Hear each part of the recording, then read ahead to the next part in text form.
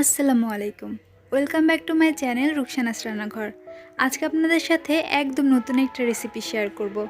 সেটা হচ্ছে কাঁচা আম দিয়ে পাকোড়া তৈরি করে দেখাবো। অনেক রকমেরই তো পাকোড়া খেয়েছেন, কিন্তু কাঁচা আম দিয়ে কখনো পাকোড়া তৈরি করে খেয়েছেন? আমার মনে হয় কাঁচা আমের পাকোড়া খাননি। আমিও এই প্রথম ট্রাই করলাম, তাই ভাবলাম আপনাদের সাথে রেসিপিটা শেয়ার করে ফেলি। প্রথম তৈরি করেছি, বাট আমার কাছে ভীষণ ভালো লাগলো। তো চলুন কাঁচা আম দিয়ে কিভাবে পাকোড়া তৈরি করব সেটা দেখে নিই। কাঁচা আম দিয়ে পাকোড়া তৈরি করার জন্যে আমি এখানে কাঁচা আম নিয়েছি। এগুলো আমাদের নিজেদের গাছেরই আম, ছোট্ট ছোট্ট আম হয়েছিল, তবে এতগুলো লাগবে না। আমি এখান থেকে শুধু দুটো আম নিয়ে নিব, দুটো আম নিলেই হয়ে যাবে। দুটো আমের খোসা ছাড়িয়ে খুব ভালোভাবে ধুয়ে আমি বটি দিয়ে এভাবে চিকুন চিকুন করে কেটে নিয়েছি। আপনারা চাইলে গ্রেটার দিয়েও গ্রেট করে নিতে পারেন। আর পাকোড়া তৈরি করার জন্য এখানে আমি একটু আলুও কুচি করে রেখেছি। শুধু আম দিয়ে আসলে পাকোড়াটা তৈরি করলে খেতে কেমন লাগবে, এর জন্য একটু আলু অ্যাড করেছি। যতটা আম কুচি নিব তার থেকে দ্বিগুণ আলু কুচিটা ব্যবহার করতে হবে, তাহলে পাকোড়াটা খেতে ভালো লাগবে। এখন দিয়ে দিচ্ছি পেঁয়াজ কুচি। পেঁয়াজ কুচিটাও একটু বেশি করে দিচ্ছি, যেহেতু পাকোড়া ভাজবো তাই পেঁয়াজ কুচিটা একটু বেশি করে দিতে হবে। এরপর দিয়ে দিচ্ছি কাঁচামরিচ কুচি, আর রসুনও একটু কুচি করে নিয়েছি। পাকোড়ার মধ্যে রসুন কুচিটা দিলে বেশ ভালো লাগে খেতে। এরপর পরিমাণ মতো লবণ দিয়ে দিলাম, আর দিয়ে দিচ্ছি হলুদের গুঁড়া। এরপর দিয়ে দিচ্ছি 1/3 কাপ বেসন, আর দিয়ে দিচ্ছি একটু ময়দা। আপনারা চাইলে এখানে চালের গুঁড়োটা ব্যবহার করতে পারেন। আর দিয়ে দিচ্ছি সামান্য কর্নফ্লাওয়ার। এরপর দিয়ে দিচ্ছি একটা ভাজা মশলা। এই ভাজা মশলাটা তৈরি করেছি এলাচ, গোটা জিরে, গোটা ধনিয়া এবং শুকনো মরিচ দিয়ে। এগুলো শুকনো খোলা একটু টেলে নিয়ে এরপর সেটা পাটায় বেটে গুঁড়ো করে নিয়েছি। আপনারা চাইলে ব্লেন্ডার করে নিতে পারেন, তবে অল্প মশলা তো ব্লেন্ডার তো করা যাবে না, এটা পাটায় পিষে নিতে হবে। এই ভাজা মশলাটা কিন্তু অবশ্যই দিতে হবে, কারণ এই ভাজা মশলাটার জন্যই কিন্তু পাকোড়াটা খেতে টেস্টি হবে।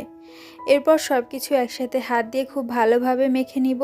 পাকোড়ার মিশ্রণটা হাত দিয়ে খুব ভালোভাবে মেখে নিয়েছি, আর এটা মাখা হয়ে গেলেই কিন্তু ভাজতে চলে যেতে হবে, তা না হলে কিন্তু পানি উঠে যাবে। যেহেতু এখানে আমকুচি ব্যবহার করা হয়েছে, লবণ দিয়ে মেখে রাখলে তো এমনিতেই পানি উঠে যাবে। তাই পাকোড়ার মিশ্রণটা মাখানো হয়ে গেলে সাথে সাথেই এটা ভেজে নিতে হবে। আর দেখুন খুব ভালোভাবে কিন্তু মিশ্রণটা মাখানো হয়ে গেছে। তো আমি এখন এইভাবেই সবগুলো পাকোড়া ভেজে নিব। পাকোড়াগুলো ভাজার জন্য একটা কড়াইতে পর্যাপ্ত পরিমাণে সয়াবিন তেল গরম বসিয়ে দিয়েছি। তেলটা যখন হালকা একটু গরম হয়ে আসবে, ওই পর্যায়ে পাকোড়ার মিশ্রণটা এভাবে গোলা গোলা করে আমি তেলের মধ্যে ছেড়ে দিব। আপনারা চাইলে আপনাদের মনের মতো করে যে কোনো শেপ দিয়ে নিতে পারেন, তবে আমি এভাবে গোলা গোলা করেই ভেজে নিচ্ছি। এক সাইড হয়ে গেলে অপর সাইডটা একটু উল্টিয়ে দিচ্ছি। আর এই পর্যায়ে কিন্তু চুলার আঁচটা মিডিয়ামে রেখেছি, কারণ চুলার আঁচটা মিডিয়ামে রেখে কিন্তু আস্তে ধীরে পাকোড়াগুলো ভেজে নিতে হবে। হাই হিটে ভাজতে গেলে উপরটা লাল হয়ে যাবে, কিন্তু ভিতরে কিন্তু ভালো মতো ভাজা হবে না।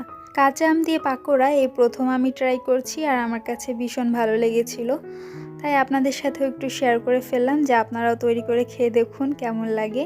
আশা করছি ভালোই লাগবে। একদমই ভিন্ন একটা স্বাদ ছিল, আর সবসময় একই রকমের স্বাদের জিনিস খেতে কারই ভালো লাগে। মাঝে মধ্যে একটু ভিন্নতা আনা দরকার, তাই ভিন্নভাবে ট্রাই করা উচিত। হাতে সময় নিয়ে বেশ কিছুক্ষণ ধরে পাকোড়াগুলো ভেজে নিয়েছি, আর দেখুন পাকোড়াগুলো কিন্তু গোল্ডেন ব্রাউন কালার হয়ে এসেছে। এই পর্যায়ে আমি তুলে নিব। দেখুন পাকোড়াগুলো দেখতে কত সুন্দর লাগছে, আর কালারটাও খুব সুন্দর এসেছে। একইভাবে আমি বাকি পাকোড়াগুলোও ভেজে নিব। তো দেখুন 5 মিনিটে ঝটপট বিকেলের নাস্তা তৈরি করে নিলাম কাঁচা আম দিয়ে। এই পাকোড়াটা তৈরি করতে খুবই কম সময় লাগে, আর খেতেও খুবই টেস্টি হয়েছিল। প্রথম তৈরি করেছি, বাট খুবই টেস্টি হয়েছে খেতে। আপনারাও বাসায় তৈরি করে দেখবেন, আশা করছি খুবই ভালো লাগবে। আর এই পাকোড়াটা আমরা কোনো সস দিয়ে খাইনি। প্রথমে যে ভাজা মশলাটা তৈরি করেছিলাম ওইখান থেকে একটু তুলে রেখেছিলাম আলাদা করে, ওইটার সাথে একটু বিট লবণ মিক্স করে তারপর এটার উপর দিয়ে খেয়েছি। আপনারা চাইলে যে কোনো সস দিয়ে খেতে পারেন। আর পাকোড়াগুলো খুবই মুচমুচে হয়েছে, আর ভাজা পোড়ার জিনিস একটু মুচমুচে না হলে আসলে খেতে ভালো লাগে না। আর এটাও অনেকটাই মুচমুচে হয়েছে, তাই খেতে ভালোই লেগেছিল। বিকেলের নাস্তায় আপনারাও তৈরি করে দেখতে পারেন। আশা করছি বাসার সবাই খুবই পছন্দ করবে। ভিন্ন স্বাদে মজাদার কাঁচা আমের পাকোড়া আপনারাও যদি বাসায় তৈরি করেন, অবশ্যই কমেন্ট করে আমাকে জানাতে ভুলবেন না যে আপনাদের কাছে রেসিপিটি কেমন লাগলো। আমার আজকের রেসিপিটি আপনাদের কাছে যদি ভালো লেগে থাকে তাহলে অবশ্যই ভিডিওতে একটি লাইক দিয়ে আমার চ্যানেলটি সাবস্ক্রাইব করে আমার পাশেই থাকবেন। আর পাশে থাকা বেল আইকনটি অবশ্যই প্রেস করে রাখবেন, তাহলে আমি যখনই কোনো মজাদার রেসিপি আপনাদের সাথে শেয়ার করব আপনারা কিন্তু খুব সহজেই নোটিফিকেশনের মাধ্যমে দেখে নিতে পারবেন। আমার আজকের রেসিপি এই পর্যন্তই। সবাই অনেক ভালো থাকবেন, সুস্থ থাকবেন। আল্লাহ হাফেজ।